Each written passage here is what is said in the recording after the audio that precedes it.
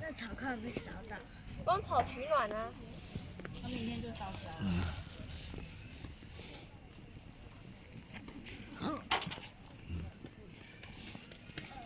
爸爸他说那里说露营规则不可以用吹风机，因为它要用很多电。如果要用，可以到营本部，因为营本部有在电。哦，咱若无要吹，用吹风机呢？只有带吹。而且久久吹一下，尔，毋是一直吹啊。我把那个洞。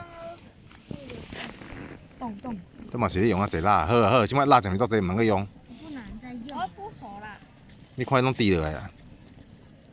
不知道烧什么时候要烧。下面又要开始大了。不知道它还要再烧，这太强了。它就丢到那里了。即摆袂当丢蜡啊。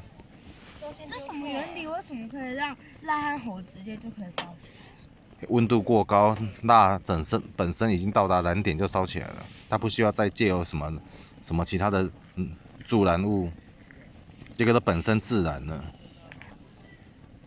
要了解这个原理，所以当那个火，我在会控制袂掉就是安尼。